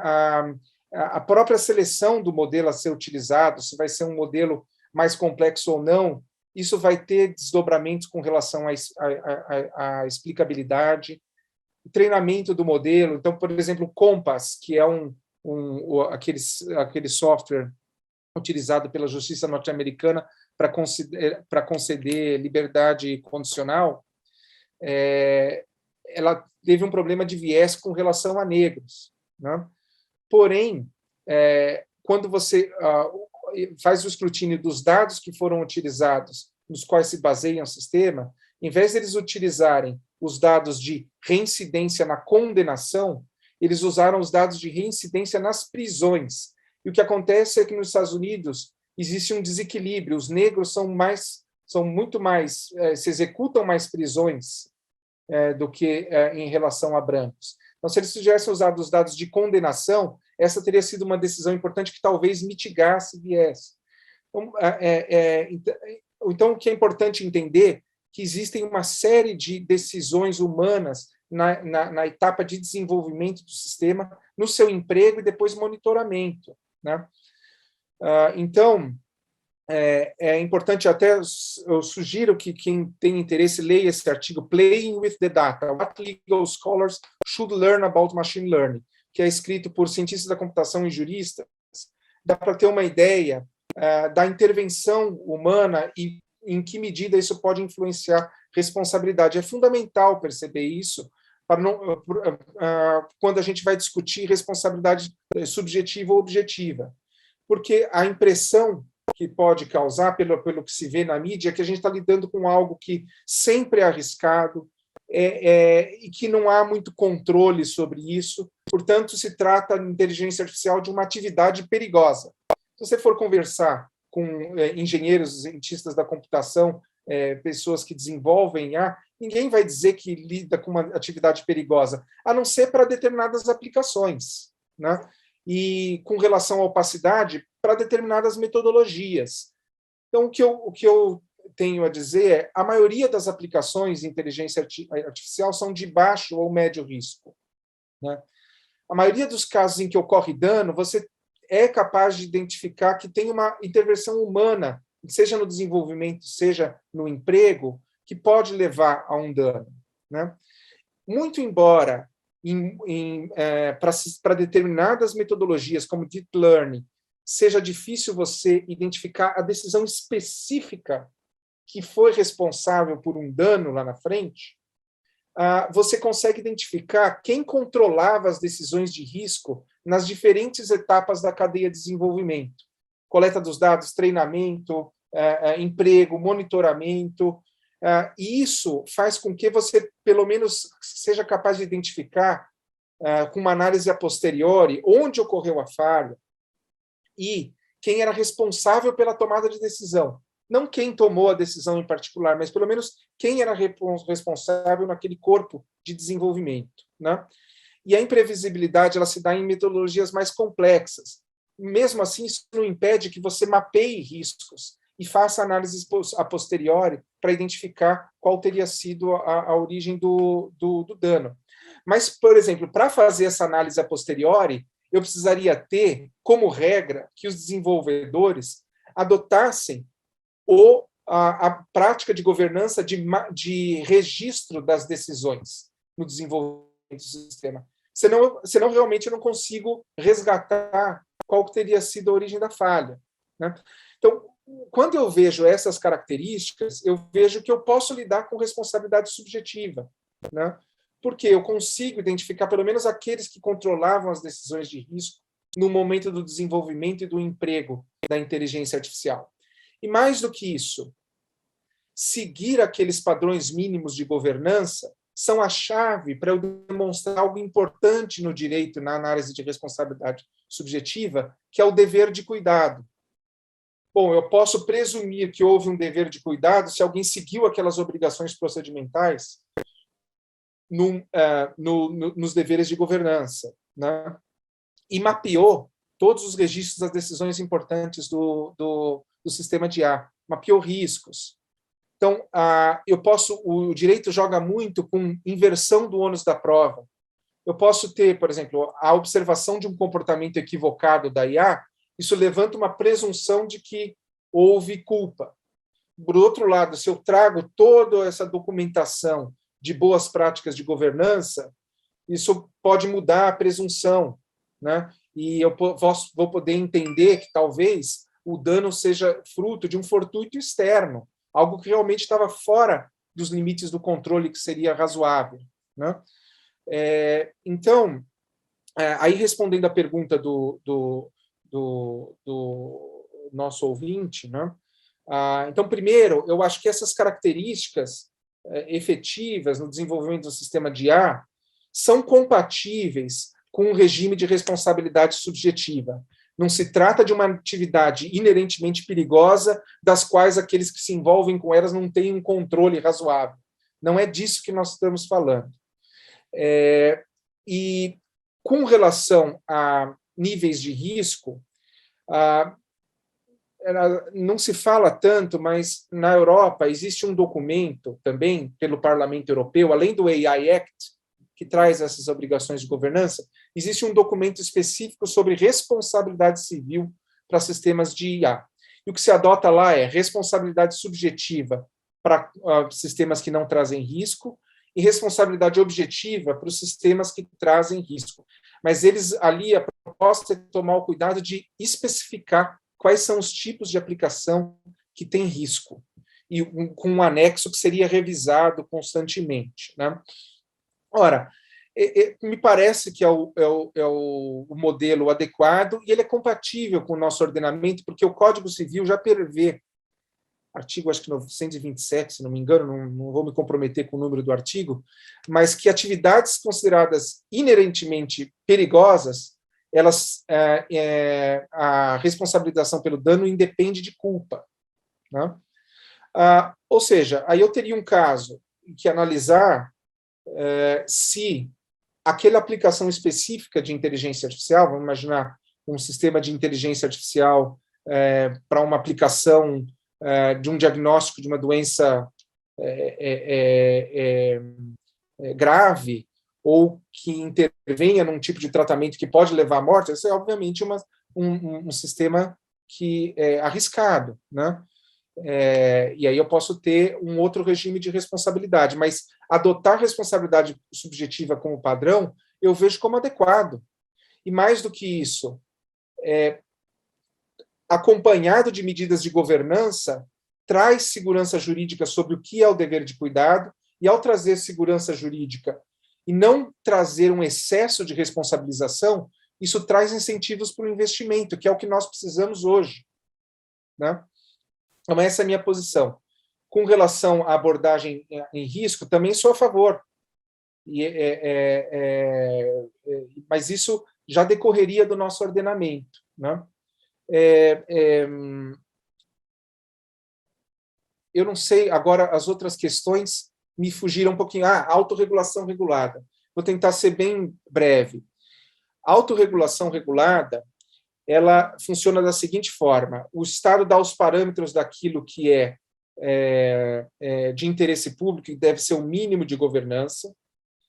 As entidades privadas se organizam e estabelecem códigos de conduta e o Estado reconhece, por meio de uma autoridade reguladora, aquele código de conduta como um código apto ou reconhece a instituição de autorregulação como uma instituição que adota os procedimentos adequados. Então, o Estado ele simplesmente valida, mas deixa que as instituições privadas estabeleçam a sua regulação e o seu código de conduta, e essa é uma solução inteligente para áreas de alta de dinâmica de evolução tecnológica, porque os agentes privados é que dominam aquela expertise, têm aquela expertise, né? E tem maior flexibilidade para adaptar as regras conforme o estado da arte.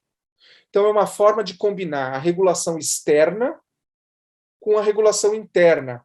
Quem regula? Aquele que tem expertise e tem flexibilidade. Porém, o Estado fica como um garantidor do interesse público. Eu valido ou não valido aquilo que é aquela instituição de autorregulação. Professor Juliano, só faltou a questão da certificação, aí depois... A certificação, então, esse eu imagino que seja um passo posterior. Vou dar o exemplo do que aconteceu com a Lei de Proteção de Dados na Europa.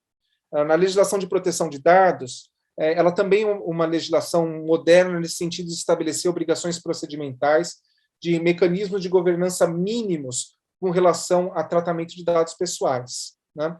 Um passo seguinte na Europa que aconteceu foi o surgimento de entidades lá no próprio mercado, de entidades de certificação, que conferem selos de qualidade para as empresas que querem, até por própria reputação perante os seus consumidores, mostrar que elas tratam bem os seus dados. Então, determinadas entidades privadas, acreditadas por um órgão público, conseguem se tornar certificadoras e passam a conceder selos de qualidade.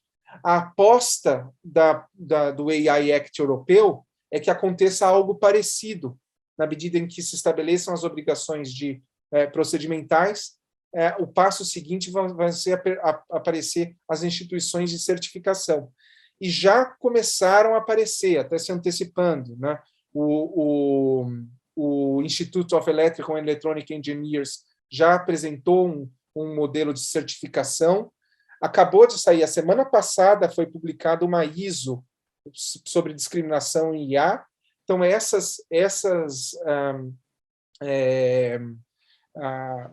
essas demandas já começaram a aparecer lá fora. Esse exemplo que eu dei da Sociedade Brasileira de Diabetes, que procurou o algoritmo, é mais um exemplo de alguém preocupado no mercado que precisa de segurança para o desenvolvimento da tecnologia. Então, lá no Logorithm, a gente vai fazer agora um trabalho tanto com esse case, como também com uma forma mais abstrata, no sentido de criar uma metodologia de certificação.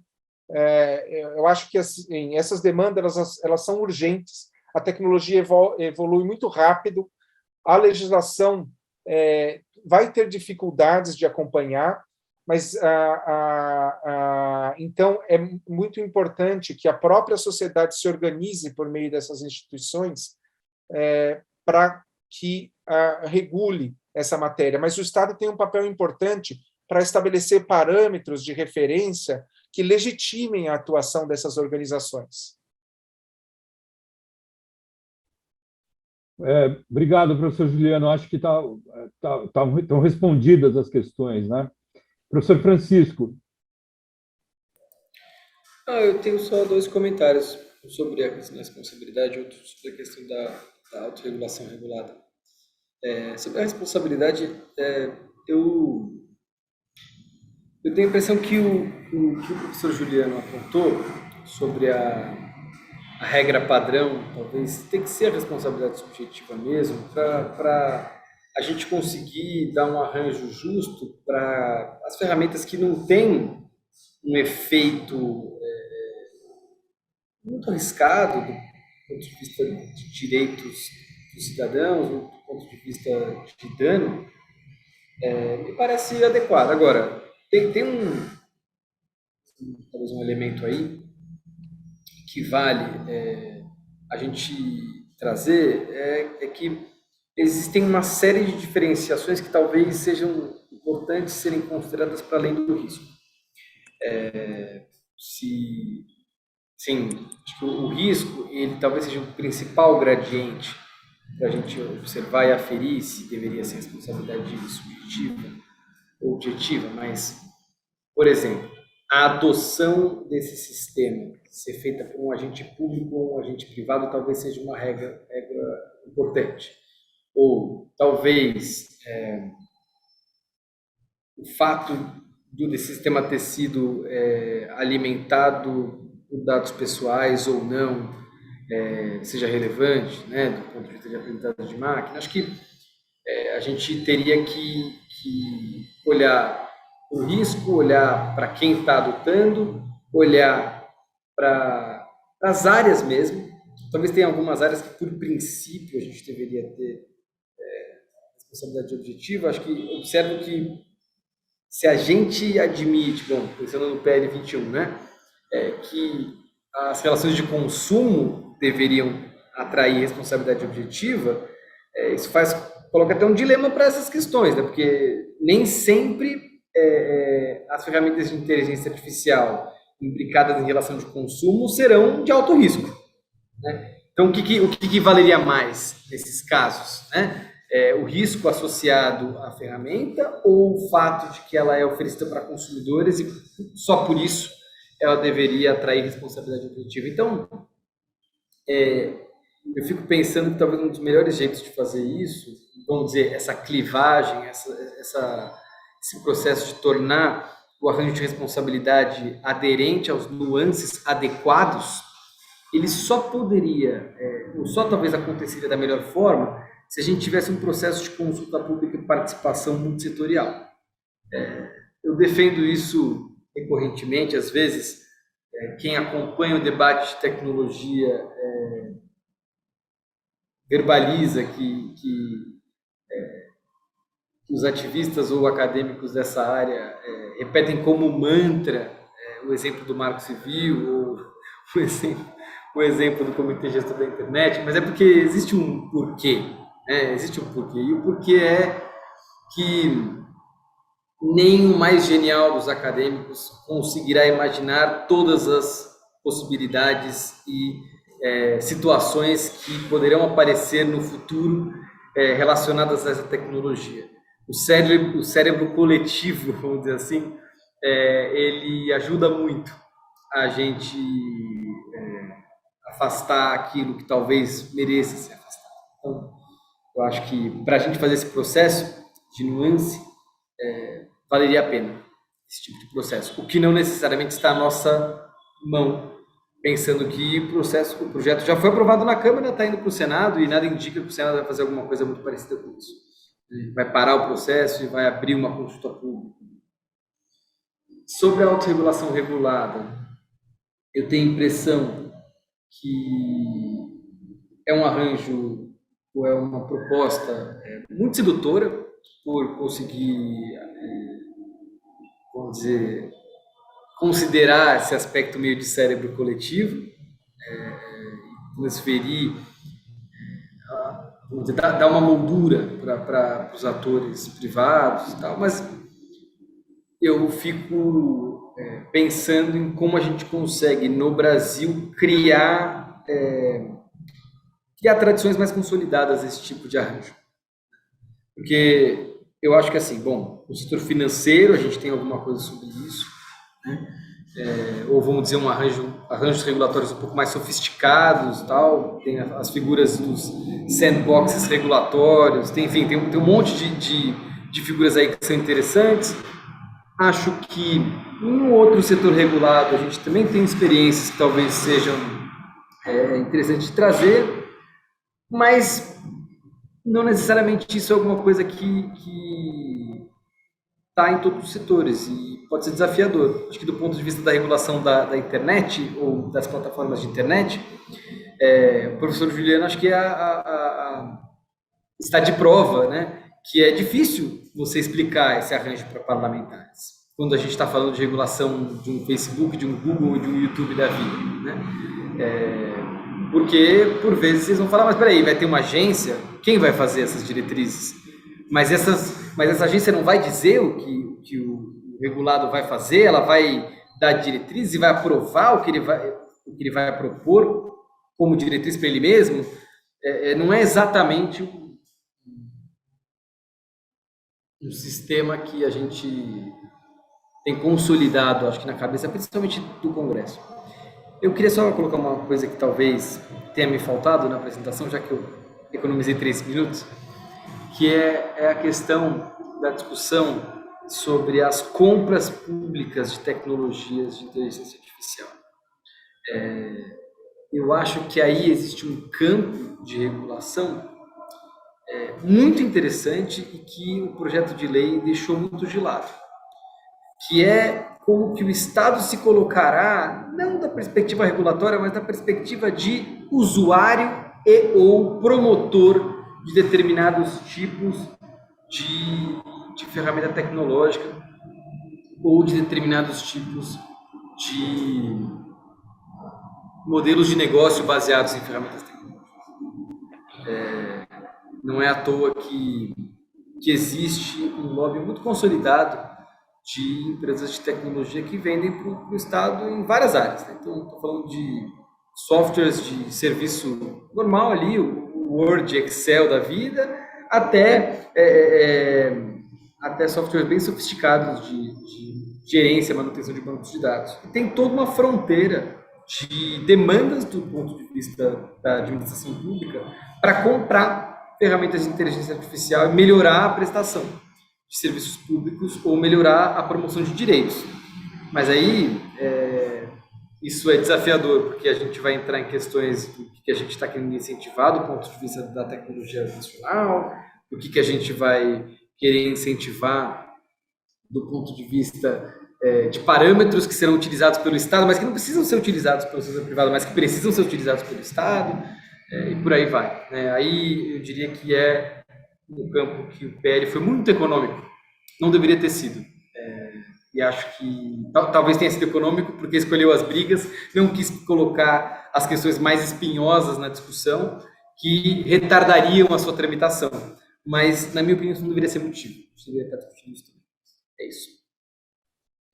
Obrigado, professor Francisco. Antes de passar a palavra de volta para a professora Lúcia, são 16h41, dá tempo de fazer... Chegaram várias perguntas aqui, tá? Mas vou fazer 2 perguntas bem objetivas, uma até bastante radical.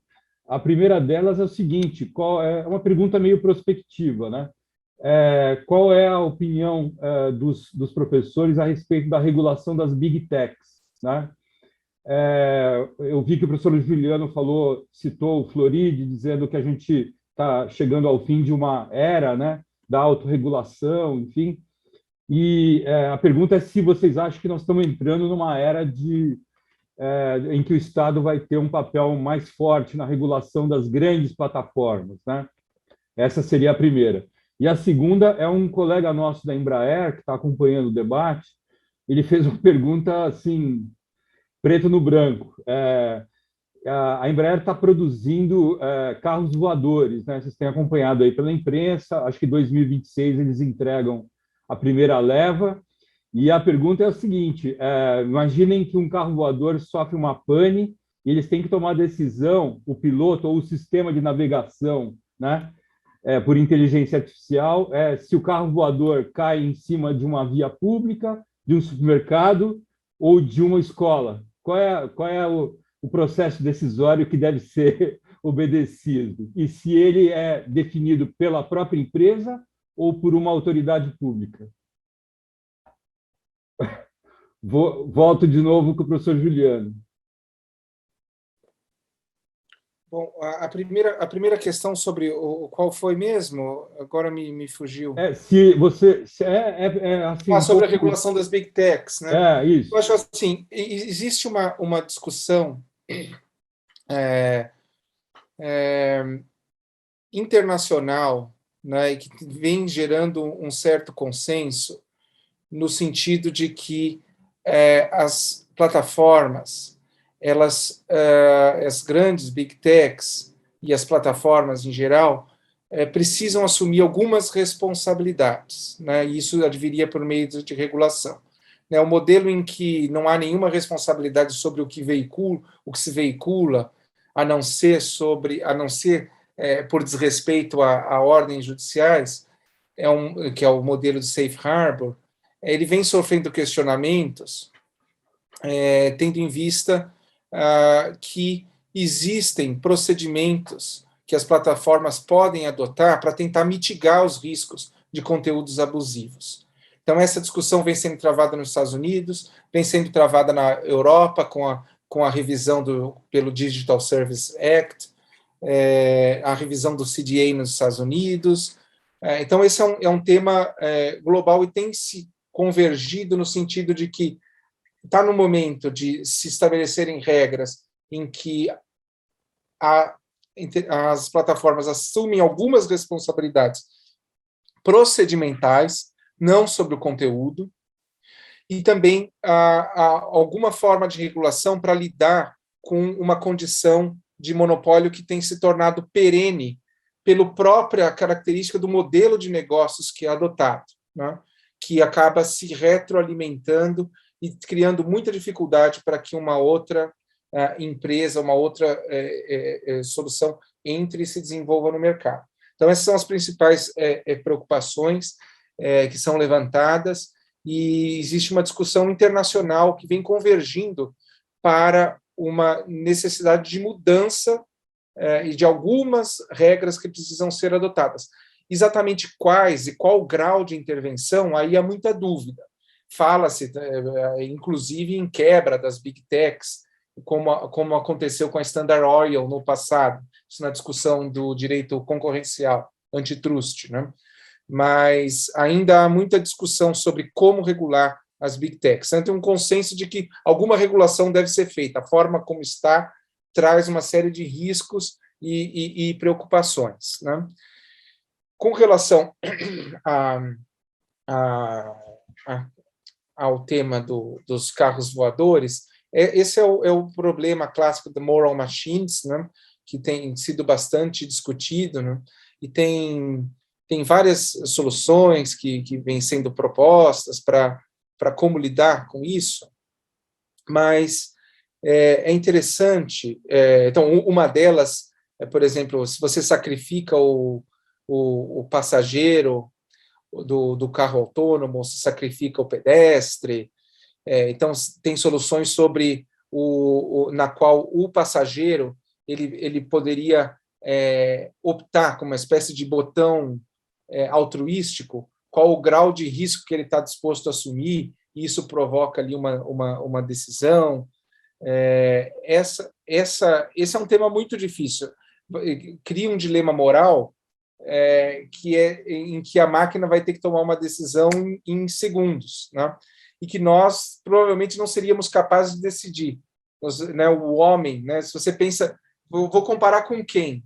Se eu comparar a máquina com o humano, é possível que eles tomem uma decisão mais rápida e eficiente que a nossa, porque a gente simplesmente trava numa situação dessa, né? Mas esses casos são interessantes para se pensar, fazer um pouco de futurologia. É muito importante. Tem um projeto no Logarithm que está em desenvolvimento, que é muito interessante. Nós criamos 20 casos hipotéticos de conflitos envolvendo inteligência artificial, né? Então, agora nós passamos um tempo elaborando esses casos. Eu vou dar um curso de pós agora na USP que chama Jurisprudência do Futuro, em que os alunos vão entregar como final de trabalho petições e defesas sobre esses casos hipotéticos, né, que foram enriquecidos aí ao longo desse semestre. E depois o passo seguinte eu estou conversando com uma série de juízes, inclusive ministros, Supremo, STJ, para que eles decidam esses casos, né? É uma forma de tentar antecipar uma jurisprudência para guiar quem sabe, guiar decisões futuras, ou pelo menos provocar os juristas a pensarem sobre esses problemas, porque a regulação está aí, o documento, de fato, ele é imaturo, mas a questão é que ele precisa amadurecer rápido. A hipótese que o Francisco fez, legislativa, por que está acontecendo, uma hipótese que eu faço é que os potenciais regulados, talvez para eles seja interessante que seja aprovada uma regulação principiológica, porque isso, quanto antes, né, a legislação europeia está para ser decidida em 2022, a previsão é segundo semestre de 2022, e certamente ela vai influenciar o debate legislativo nosso. Então, correr na frente e aprovar uma carta de princípios blinda uma regulação mais aprofundada, né? Então, essa é uma hipótese também. Mas o importante é que os juristas cada vez mais se engajem, mas não se engajem sozinhos. Por exemplo, como aquela carta aberta, que é uma carta assinada só por juristas. Faltaram cientistas da computação, faltaram engenheiros, porque esse debate ele é de forma inerentemente multidisciplinar, né? Faltaram cientistas políticos, porque esse é um tema novo, é desafiador, ele é extremamente técnico, e é importante, é técnico tanto do lado jurídico quanto do lado tecnológico. Então, precisa haver essa interação, né? Então, o que eu sempre defendo e propago é que os currículos também se reformulem para lidar com esses novos desafios, mas enquanto isso não acontece, porque isso demora, os juristas devem correr atrás dos cientistas da computação e vice-versa. Obrigado, professor Juliano. Professor Francisco. Sobre se eu sou a favor de regular as grandes plataformas, sim. A resposta é sim. Mas, assim, brincadeiras à parte, eu acho que, além do sim, eu gostaria de só botar talvez uma pulga atrás da orelha, que é a eventual contradição de determinados tipos de regulação. Muitas vezes, na ansiedade do debate público, a gente vê as pessoas, que ativistas, mas não só, acho que colunistas, tal, discutindo ou ligando a disseminação de conteúdos tóxicos ou de desinformação ao monopólio das empresas e das plataformas de internet. Porém, esses são dois problemas que, por mais que eles coexistam, eles não necessariamente são resolvidos pelo mesmo tipo de regulação. E às vezes a regulação em relação a um pode ter, inclusive, um efeito de piorar ou complexificar o outro problema. Pode ser que uma regulação sobre a desinformação, que gere uma série de custos para plataformas, piore a concentração econômica, porque a barreira de entrada será maior para aqueles que querem cumprir essa atividade. E pode ser que uma regulação antitrust ela piore a regulação sobre a moderação de conteúdo, especialmente sobre a disseminação de desinformação, porque em vez de ter uma plataforma que vai ter que se comportar direito, ou duas, ou três, a gente vai ter que ter 20, ou 10, né? E talvez a gente crie mais espaços de vulnerabilidade. Uma casa com uma porta talvez seja um pouco mais difícil de roubar do que uma casa com duas portas. Minha fala aqui não é para a gente deixar de lado esses debates, ou um deles, mas de a gente lembrar que eles são tarefas duais, eles são tarefas que coexistem e que a gente vai ter que resolver as duas. E sobre os carros voadores, o professor Juliano trouxe o mesmo exemplo que eu pensei, né, das máquinas neurais. Eu só queria lembrar de um paper que eu li a respeito de um desses experimentos, que basicamente fez uma espécie de pesquisa, né, com pessoas que iam respondendo esses questionários do que você salvaria, né? Salvaria a si mesmo, salvaria o cachorro que você vai atropelar eventualmente, né? Salvaria a si mesmo, salvaria o passageiro. Então. Teve um aspecto descoberto nesse service que eu achei bem interessante, que foi as disparidades regionais, globais, a respeito da moral. As pessoas responderam, no Japão, na Coreia, na China, que priorizam a vida, por exemplo, das pessoas mais idosas. E nas Américas, na Europa, vamos dizer, no mundo ocidental, elas escolhiam, vamos dizer, priorizar a vida das pessoas mais jovens, né, de um bebê.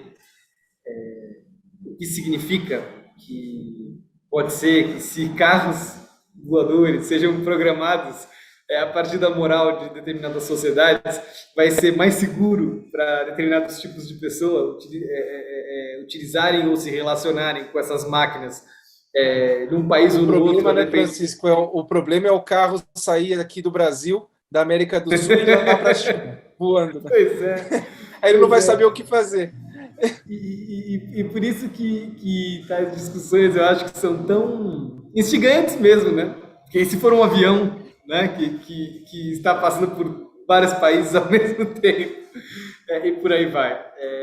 Enfim, só não é bem brincadeira, né, mas uma provocação com base nisso, porque eu acho que o número de dilemas que a gente vai encontrar para programar esse tipo de decisão é gigante. Obrigado, professor Francisco. Bom, eu estou passando a palavra para a professora Lúcia encerrar. Queria agradecer o convite da Cátedra Oscar Sala, a Lúcia, o Eugênio, a Magali, que é a coordenadora da newsletter do CIFOR, né, Magali? Parabéns aí pelo seu trabalho, né, de confeccionar a newsletter. Agradecer as brilhantes apresentações dos dois professores. Professora Lúcia, a palavra é sua para encerrar o evento. Antes de terminar, posso fazer uma propaganda aqui? Claro. No dia 25 de novembro, às 2h, eu vou promover, o Logarithm promove o International Seminar on the Law of Artificial Intelligence, com o Georg Borges, que é da Universidade Saarlandes, Giovanni Sarto, do European University Institute, a Carrie Hyde Vamond, do King's College, depois a Miriam Wiemer, da Autoridade de Proteção de Dados, Lauren Spirana, da ABES, e Juliana Bruzi, do Mackenzie. Um evento que vai ser em inglês, é um pós-evento ao ICAIL, que foi aquela International Conference on AI and Law, que aconteceu em junho. Então, estão todos aí convidados para participar. Muito bom. Obrigado aí pelo convite, pelo anúncio. Professora Lúcia. Juliano, mande o link, porque nós temos um grupo de estudos na cátedra, e é um grupo de altíssimo nível, tem contribuído demais, e nós mandamos este convite para eles. Então, Perfeito. eu quero... Tá? Mande o link, por Manda favor. sim. Eu quero agradecer esta condução da tarde pelo João Paulo, extrema competência e destreza, não é? Rapidez. Obrigada, João Paulo, obrigada, Francisco, obrigada, Juliano. Eu quero terminar com um pensamento. Eu li há muitos anos uma frase do Bronowski, onde ele diz o seguinte: a sociedade dos cientistas é mais forte do que qualquer Estado moderno. Eu acho que aqui nessa cátedra, não é, Eugênio, nós temos tido uma experiência de generosidade e de solidariedade das pessoas que nós convidamos e que nos faz acreditar na potência do conhecimento e como esta potência resiste a qualquer adversidade. Muito obrigada, foi brilhante esta tarde, encheu nossas cabeças de pensamento, de curiosidades e de vontade de tocar para frente. Obrigada. É isso. Eu que agradeço, professora Lúcia, é uma honra ter participado, de verdade. Obrigada. Só agradecer aqui a Larissa e o Jorge, que estão na parte técnica, e o professor Ari Plonsky, do Instituto de Estudos Avançados, que a gente está usando e disponibilizando da infraestrutura que ele nos oferece aqui. Tudo de bom a todos e todas. Obrigada a todos. Certamente essa infraestrutura é fundamental e a competência dessa infraestrutura é admirável. Obrigada. Boa. Obrigada. Bom fim de semana a todos e um bom feriado. Tchau. Obrigado, tchau.